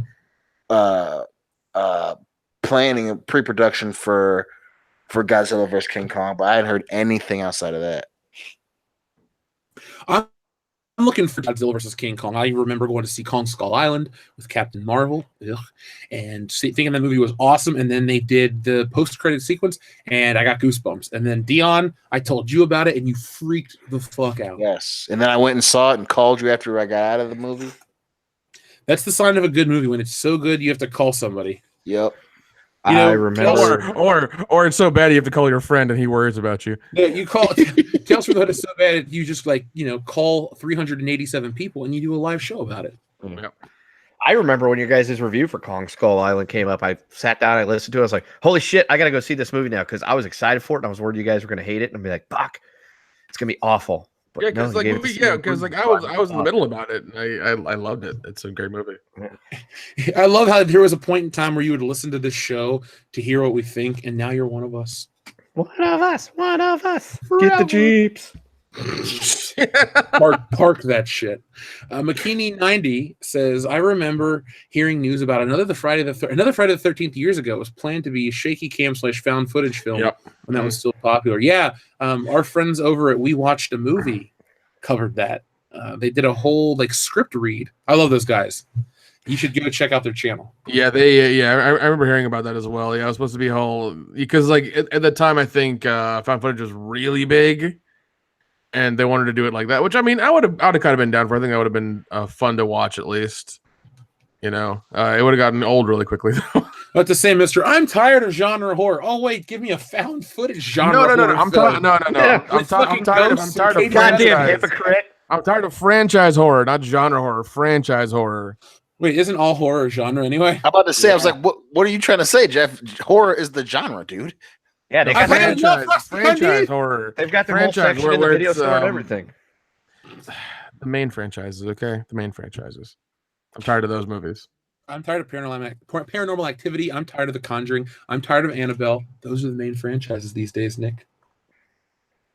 Old franchise horror, then okay. I'm tired of those. Oh, I'm tired of Poltergeist and The Omen. I'm also tired of The Burning. They're remaking Poltergeist too. They already have. Goddamn snakes on that plane. It came out 2 years ago, Dion. Yeah, man. They're also remaking Pirates of the Caribbean. Oh yeah, I got that pulled up too. Because they didn't lose enough money on the last one? It didn't make $1 billion. We need more Johnny Depp. No, it's a reboot without Johnny Depp. We need more Shia LaBeouf. I don't know why, because those movies have kind of run their course. Dude, it's Hollywood. They don't know what that means. That's true. They don't. They're like, it worked one time, we'll make it work again. Yeah, there's no candy. Beep boop. There's no beep boop. Beep boop boop is right. Let's see. Our next super chat comes from our friend Swinging Cod. Jason X was a fan film made by the Andromeda cast on their spare time. They even used the same sets. It's a joke that somehow got released. We talked about that when we watched it. Yeah, we did. Yeah, we did. Actresses from Andromeda. Yeah, we did. Yeah, with her was it magnetic nipples? Oh God. Rusty Cundiff worked on the Wanda Sykes show, Chocolate News, the Brandon T. Jackson show. Oh my God, he has had a career. Yeah, all of them were bad shows too. Even though I did like the Wanda Sykes show. He was an actor on the Devin Taylor show. What the fuck is the Devin Taylor show? I don't fucking know, man. I do not. Hey, man, I know what I'm doing. I was on the Devin Taylor show. You were on the what? Where was that? Was that on UPN? What the fuck? Yeah, somebody called Devin Taylor and tell him to cut his shit out. I'm so glad we're best friends, and I love Lisa so much. 007 Cloud says, "Sup, guys? What I missed?" Well, 007 Cloud, you missed the show, man. You missed most of the show. Yeah, it was a very racially charged episode of Another World, so you'll have to go back and listen to it later. Yeah, I don't want to relive it. Yeah, I don't want Kenda to be living in abject fear his entire life. Right. We're supposed to be friends. Well, had I known that Kenda was the leader of the Klan patrol, that piece of shit. I do say. I say, you got a white wife? That whole racism thing. I declare. I want to tell people not to watch this piece of shit movie, but at the same time, I really, really do want them to watch this piece of Suffering brings unity. Yeah. Watch we suffered all together, and we felt closer than ever. Well, except for you, Kenda. Now you're in fear of us. So not really. Dion and I did more for relations between the races in 2018 over the weekend than that movie ever could. Oh yeah, you forgot Hillary when he got home. Yeah, Yeah, Manga- you guys shared a hot tub together. I forgot. that was back in April. That's This time, still out. That's That still was out there weekend on we Twitter. I was gonna say this weekend we used the same bathroom at the same time, which is the dream for the civil rights. We crossed the streams and We it didn't was do that. beautiful. We didn't do that. We're not that progressive. Oh. Right. Anyway, Manga Ventura says, "Who's better, Godzilla or King Kong?" Ooh, Godzilla. Godzilla. Zilla. Godzilla. I'm gonna have to go with Godzilla as well. Damn I it! like Am him I more going to than be King Kong. odd man out into King Kong? You don't have to. You can join the crew and be one of us Fine, to say the I'll right fine. answer. Godzilla, then it is. So Nick actually means King Kong. That's fine. 3 out of 4 bullshitters agree. Godzilla is the superior giant monster. Nick, you're wrong. Just That's because you fine. have a beard that rivals King Kong's doesn't mean he's the superior giant monster. Just because you call your dick King Kong doesn't mean that he's the better monster. And he calls Because his bedroom Skull Island. He's like, come on, baby. Let's discover some new species together. Because the women get bone dry in there. God damn. I mean, there are only so many girls who want to come over and watch Christy Mack videos with you and be really into it. Listen, homegirl, I respect the shit out of Christy Mack now. We know. She got beat up and then she went right back to stripping. And she went to a strip club in my local area. And I was like, all right, Christy, you getting back on the horse. I believe in you, K. Wait, who beat her up? Her boyfriend. Yeah, her boyfriend who was a UFC fighter. Oh, well, that's not Knocked cool. the shit out of her. It was I don't not- advocate His literal that. name was War Machine. Yeah. Yeah, it was the pictures were not nice. He did a number on her that was uncalled for. Yeah, we make fun of stuff. Domestic abuse is not one of those things. No. Yeah, it was. She got back on the horse, man. She's like, you know what? This ain't gonna keep me down. I'm gonna show my titties. And I was like, you know what, Christy, you inspired. Good for you. Well, if she was in your area and you didn't go, that makes you an asshole. Yeah. You didn't support her, Dion? What the fuck, man? Yeah, Whoa, you gotta whoa, believe it whoa, all the whoa. time, not just when it's That's not what I meant, baby. I'm just saying she went through some shit. You didn't support her. What the fuck, bro? What the Yeah. fuck? Well, hold on. Today sent in a giant super chat. Thank you, Tanae. It says Kongzilla, to be honest. Oh. Yeah, Kongzilla is not a bad choice because everybody wins. It would be True cool story. if that was the name of the movie, though. Instead of King Kong versus Godzilla, should they just call it Kongzilla? You Yeah. say that until the story is how they splice their DNA, and then King Kong and Godzilla have to come over, get over their differences to fight Kongzilla. That would be pretty good too. And I'd still be okay with that. Idris Elba is in a It's giant Kongzilla. robot suit. Oh wait, what if they pull a swerve and the beginning is them fighting, but then you find out that they created Mecha Godzilla and they have to beat Mecha Godzilla. Don't fucking toy with my emotions like that. How You know I sweet could would have that planned fucking that. be? It ain't If all gonna this happen. happened, if all this happened in one movie, I'd be really fucking happy. I might cry a tear of joy if I see fucking Mecha Godzilla and Kongzilla. Dude, just God. Jeff sitting in the theater. He's sitting there. A single tear comes down his face like Denzel in Glory. He goes, "We're back. Movies are back." No, I'll be more like Clark Griswold in Christmas Vacation when he's locked up in the attic crying over the family films. I'm like, oh my god, this is real. It really happened, America. Thank you, Rusty Cundiff. I mean, fuck you, Rusty Cundiff. Rusty hasn't had someone thank him for shit in 30 years. Well, when he's busy pouring coffee, people just don't respect him, you know. Oh my god. Mareth Dealine, thank you very much. In honor of Spooktober, what are your thoughts on the Van Helsing movie with Hugh Jackman? I actually like that I movie. do like it. I do like it. It's hokey. The effects are kind of bad. The story is weird, but it's a lot of fun though. It is a lot of fun. It's a lot of it's about a priest trying to get laid. That's awesome.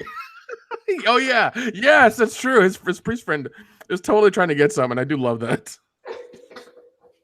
Also, those I've vampire never bitches seen are the kind of film. hot. I have not either. It's. So- I mean, I'll not make sure. great. I'll make sure. Yeah, I'll make sure you guys get a copy. It's not great. It's not something you really. But Have it's to cool watch. they do with the werewolves are cool. Kate Beckinsale does look fine in it. Oh, she does. She does. I mean, and they do a cool little twist on like the Frankenstein monster and all that. So it's not terrible. It's just not that great either. Yeah. So 2 out of 4 bullshitters approve Van Helsing as an okay movie. Yeah, 2 abstained. Here we go. So hey, 2 out of 4. Van Helsing. Peter Cushing. Alpha Terranima, thank you very much for your super chat. My money's on my boy Baragon winning in GVK.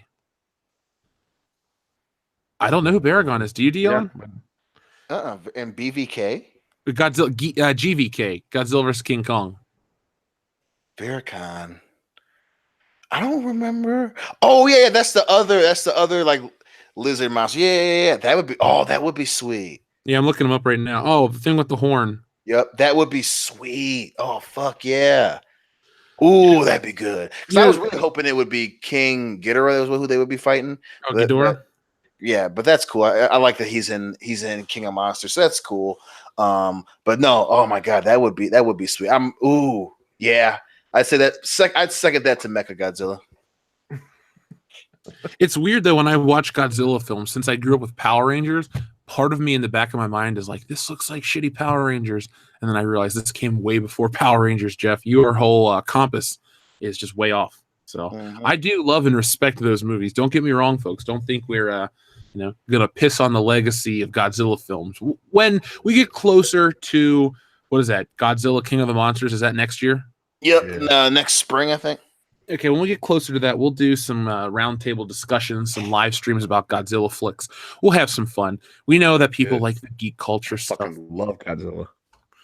Yeah. No, absolutely, and rightfully so. I mean, I know, we can obviously so many of the old ones. We can particularly if we stick around the Matthew movies. Broderick, the best one, right? Yeah, great. I think you need to cool it over there. Well, hold on. Take a step back for a second. Full disclosure: I've never seen an old Godzilla movie. Honestly, I never hate you. have. What? I've never seen them. I've never seen them. Oh, if Rusty Cundiff couldn't tear our show apart. We got to stick with the ones with the original company because Toho, right, it's got fucked up.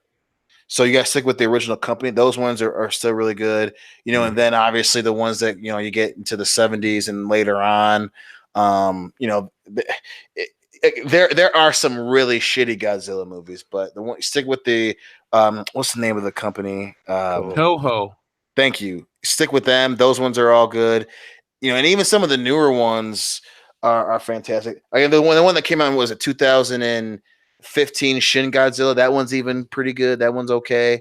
That's Soho too. But there are some really bad ones. Like not Soho. Soho's a place. Toho. Toho. Toho, whatever, motherfucker. I'm not from Japan. The old company. What's it called? The old company. I know the name of the. I mean, you're right, man. You're right. Toho. Yeah. But like, there's some really bad ones, like Son of Godzilla. That one's probably the worst one because it was actually like a little Japanese kid, and him and Godzilla's son are the same height and shit. That one's really bad. There are some really bad ones. Yeah, I'll find the good ones and watch them. Yeah, because I've never seen them. My only exposure, and this is really bad, was the '90s Godzilla. That was my first exposure to that. Was that, and I was like, and from then on, it's kind of been like it's kind of felt really bad because it's like this is Godzilla. This fucking sucks. So I've kind of like been like, I really don't need to get into this franchise at all. So yeah, even the older ones are good. I mean, like I said, God, '98 was just so bad. It was just so bad. The only thing good, he made a music video for it. Yeah, Diddy did. Follow me. Wasn't that the one with the guy from Led Zeppelin? Yeah. Yeah, I think it may have been. Yeah. Nick, you are missing today. You'll watch them and you'll love them. No, I will. I mean, I'm not against watching them. I've just never seen them before, is what I'm saying. So okay, do me a favor. I'm about to show you guys something on screen. Tell me if this is the reason why you never actually watched a Godzilla movie, Nick. The listeners out there, actually, now everyone's clamoring for a Godzilla roundtable discussion. So you guys are getting that, an impromptu one. Those are the best things in life that aren't planned. So Nick, look at your screen. You ever seen this? I've seen that recently. I've never seen that before. Yeah, Godzilla did the dance. Gotta love it. I'm the baby. Yeah, I mean that's not the reason I've never. That's not the reason I've never watched it. Just like is it because you're afraid of Japanese people like Kendo's afraid of us? Yes, exactly. That's what it is. I'm afraid of Japanese culture. That's fine. I mean, it's Terrifies me. one of the greatest cultures on the planet, but whatever. Just saying. All the best stuff's made in Japan. Yeah. Back to the Future 3. Mongo Ventura said, "Oh no, it's on Godzilla roundtable discussion." Mongo Ventura, you're kind of right. I'm going to read yours, all their super chat as well. Thank you very much. Growing up as a kid, I'd tell my friends that Godzilla was my favorite superhero. There are definitely some bloated Godzilla movies. Gamera, the Giant Turtle, has some good movies too. Good to know. Oh yeah, it got really when they started blending because that was a whole genre, the whole kaiju movies, and then when they started putting them together, that shit was like when the first movie where Mothra and Godzilla are in the same film. That one's good. I like that one a lot. I like the old posters that they would do. Yep. Japanese movie posters are some of the coolest movie posters. If you find the Japanese movie poster for Kong Skull Island, it looks fucking amazing. Yep. Yeah, I googled Japanese movie posters for the hell of it. They have a superior version of I almost said Tales from the Hood. Sorry, Planet of the Apes. Yeah, they do. They have some great Western ones. They have their First Blood poster's better. The Return of the Jedi poster, the same as it is here in America. Yeah, they it's just weird how theirs are made, and they're just made in a different fashion, different style, and it's pretty good. Oh, it's interesting. Like I said, I like Japanese culture a lot. It's a place, probably my number one place I'd like to visit right now. So, oh yeah, come on, Japan, invite world class bullshitters. I'll be a foot taller than everybody in your country. A foot taller? Okay, 2 feet taller. There you go. 007 Cloud sent in 2 super chats. Van Helsing is worth watching for the werewolves, Kate and Helsing looking like Solomon Kane. Both movies are on Netflix. Ooh, cool. I might check that out after I finish Daredevil. 007 Cloud also said 1998 Godzilla movie is better than pre-1985 movies. Whew, those are some harsh words. Some strong words from 007 Cloud. I don't know if I agree with that shit because, God, 98 is so bad. It is so bad. It is bad. It is bad. You're telling me you don't love Hank Azaria? I love Hank Azaria, but it's like we get it. He's the camera guy. We get it. His girlfriend's a stereotypical New York chick. We fucking get it. I didn't get it. And then it's Matthew Broderick and what's her name? Will they, won't they? I don't care. I want to see Fire Breath, bitch. Yeah, and Jean Reno's in the movie for some reason. So it's a shit movie. I can't watch Godzilla. Oh yeah. He's in the movie because the French made him. The French. Okay. French made Godzilla. Leon Professional becomes this weird silent motherfucker the whole time. Well, he didn't die in the end of Leon the Professional. When the grenade went off, he just got blown away, kind of like Daredevil. And he woke up. He was deaf in one ear, and he wanted to fight a giant lizard. So cool. More power to him. Running would be a good idea.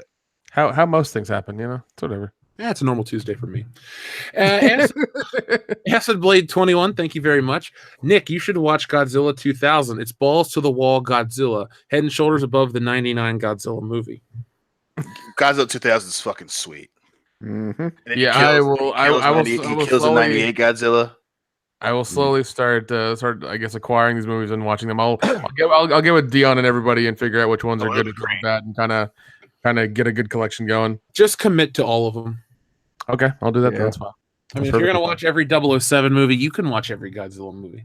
That's fine. I can do that too. Yeah, 30. I'll do that. Grendel fan 84, thank you very much for your super chat. You missed an awesome showing of The Thing in theaters. Oh, I'm jealous. We don't have. Yeah, that. I kept seeing it all over my Facebook and all my social media feeds.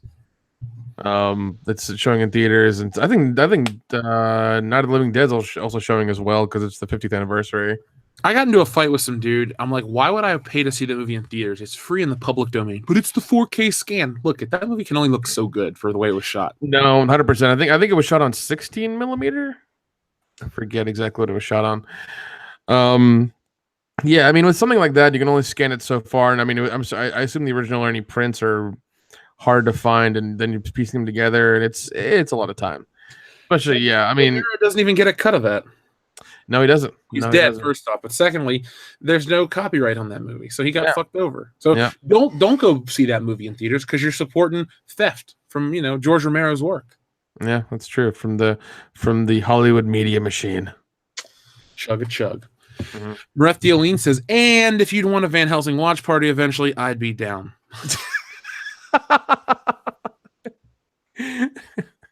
I don't know. We may do that. We may get nice and drunk and watch that movie. I feel like we should have watched that on Saturday or Sunday night. Yeah. to help us. You guys should have stayed longer, and you should have watched Rusty, or not Rusty. God, my mind is still on Rusty Cundiff. 007 Cloud, thank you very much. What's all your faves Godzilla design? I do like Godzilla. I like Godzilla 1985's design. Yeah, that one was pretty cool. Trying to think. I don't know. Pass. Dion? I think Dion had to go to the bathroom real quick. Oh, So it's on you, Kendo. Figure it out. The one where he's the Mothra. oh okay. Fair enough. Well, folks, I think I've it's watched time. all the movies. I just never think about that stuff. I don't. Well, as long as he doesn't have the eyes on the opposite side of his head where he looks stupid. Oh Yeah. God. Like the first Godzilla looks pretty rough. Oh my God. Yeah, that's 1954. I think they've come a long way since then.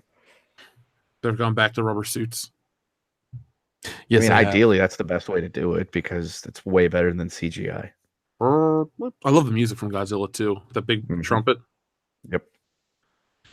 We had a super chat from our friend Alpha Terranima that says, "Watch the cartoon for Godzilla '98. It made that version a badass and redeemed itself for the shit from the movie, especially the humans."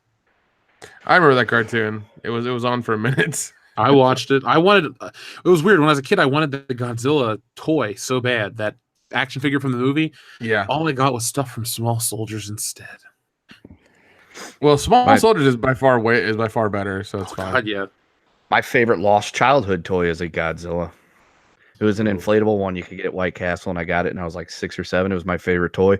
And then one day I came home and it was gone. My mom said the cat popped it and she threw it away. I don't know if I completely believed her, but I have been on a mission for like the last 2 decades to find a replacement, and you just cannot find them anywhere.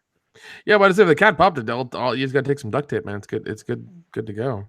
Right. I understand that, but at the time that was not an option given to me. And so I was just like, fuck. And like I said, I've spent the last 2 decades Did duct tape scouring not- the internet to find a Did replacement. duct tape not exist when you were a kid? You know, I don't know. This was almost 30 years ago at this point. I didn't really question these things. I was just upset. Before we do close the show, I want to bring up one point. You know, we handle If you things differently guys- here than in Samoa. That's true. Hey, You Were know, you we didn't- guys out our there- favorite toy didn't break, and we just made a new one out of coconut. To the listeners out there, are you aware that Spider-Man once crossed paths with Godzilla? Because there used to be a Godzilla comic book from Marvel in the 70s, and there's one issue where Spider-Man's in it. So check that That's- out. did he fight Godzilla? Or what was No, it? that's a battle Spider-Man can't win. Okay, I want to say I was like, what happened? I'm curious. I'm just curious. I'll send Yeah. you some stuff about it off air. Gotcha. Spider-Man could do a lot of things. I don't think he could take down Godzilla one-on-one. No, he needs an Infinity Gauntlet to snap him out of existence. All right, 007 Cloud says Zilla 85 is the first movie I remember. First movie I remember is probably Batman 89.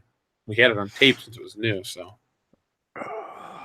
Either Ernest Goes to Camp, The Aristocats, or Harry and the Henderson.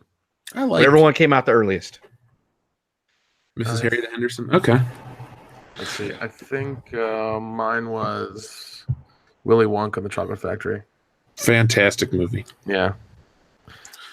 Well, we have to get going, folks, because we went a lot longer than we planned. Well, not really. 20 Fucking minutes Rusty isn't that Cundiff. long. Yeah, Rusty Cundiff, you are tearing this podcast apart. So I hate you, my friend. I don't hate you. Tearing us apart, Rusty. Get out of my life. So if you guys liked this video, please give it a thumbs up. At one point, we had about 450 people watching. So let's get a bunch of thumbs up to help YouTube know that you love World Class Bowlers every Thursday night, the show where we take a dump on the world of pop culture. If you need to contact us, we're worldclassbs@mail.com. If you want more of us, we'll check out our Patreon page. We're getting ready to go record our show, World Class Bullshitters After Hours. So there's a link in the description below. We put out, I don't know, almost 4 hours of extra content over there each week with all of us. So it's, it's the best way to get all the bullshitters in one place. If you, if you can't do that, that's not a problem. Just join our Facebook page, hang out, get in the discussion over there. It's a lot of fun. And behind the scenes, we're always working on new stuff. So guys, girls, everyone in between, if you enjoyed this show, just let us know down in the comments section. And I'll be back in the morning for Good Morning Pop Culture. So Nick, Kendo, do you have anything else you'd like to say before we close this stream out? .com. We have put up the list for the movies we're going to watch on Halloween. Get those any way you can. Watch with us if you can. Join when you can. We're gonna have a good time. We're gonna be on air for, I don't know, like 14 hours or something. Many hours. No, it's 17 hours. 17 hours. Shit. 17 Fuck it, hours. we're doing 24. Might as well go the full mile, boys. I'll go the full. We should go the full mile, because then we'll do Good Morning Pop Culture as a group, and then we can go to God. sleep. Because Good Morning Pop Culture, that's how we ring in November. All right, that's what we're gonna baby. do. Oh my God. All right. I'll tell you fine, right now, man. fine. Craziest thing happened. I sit down, I drop trowel, and out falls the script for Tales from the Hood 2. I'd rather watch Tales from the Hip. It's the story of an old lady. Both of those, they were two big logs. I'm surprised Rosa Parks didn't show up in that movie. That's a very good point. I thought she was. Once I saw Medgar Evers, I was like, "Yep, they're gonna have Rosa Parks' ass in like the back half of a bus in the lawn or something." I think that's because she didn't actually die during the civil. Because like Martin Luther King Jr. was assassinated, Medgar Evers was assassinated. Those girls were blown up in a church. Emmett Till was murdered. Those 3 Freedom Rider guys were murdered. So I think that's kind of the line that they drew there, probably. Oh, that's the line. Thank fucking God. Yeah. So the only way to appear in a Rusty Cundiff movie is you got to be murdered. Why wasn't Tupac in the movie? That's a really good point. Who else was murdered? Lots of people have been Biggie? murdered. Nicole Simpson can't rap. I want justice. That's what All right, they should have done when they were all walking away. Biggie and Tupac's like holograms are sitting there rapping together. No, they should have been like the Force Ghost for the end of Return of the Jedi. the dude dies and after he gets up and he touches his wife's belly and everything's happy again. He looks over and Tupac and Biggie are Force Ghost smiling at him and nodding. It's just Tupac. It's just Tupac rapping "Hail Mary." Mama. Oh God! Remember, folks, Rusty Cundiff hates, diversity. Yeah. Remember and, those words. And he does have a Twitter, so you can message him and tell You better him. not vote Republican, or Emmett Till's gonna want you to get beat to death. And if you're a vampire, roofies don't work on you. All right, you know what? Real quick before we go, But your own camera will. Tell me the one thing you learned from this movie. If you have to take one piece of advice that you can learn from this film to the grave with you, Kendo, starting with you first. What did you learn from the great Tales from the Hood 2? That at any moment Hillary's going to turn on my friend and have him beaten to death.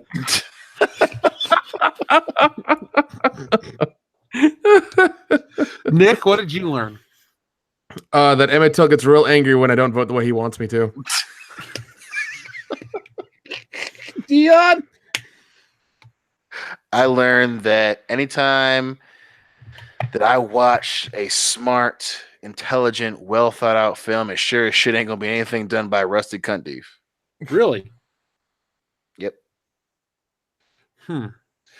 I learned a lot too. I want to say that I learned, that I shouldn't exist according to Rusty Cundiff because he hates interracial relationships. But Yep. I don't really want to end the show so dark. Do you? Nah. Neither does Rusty Cundiff.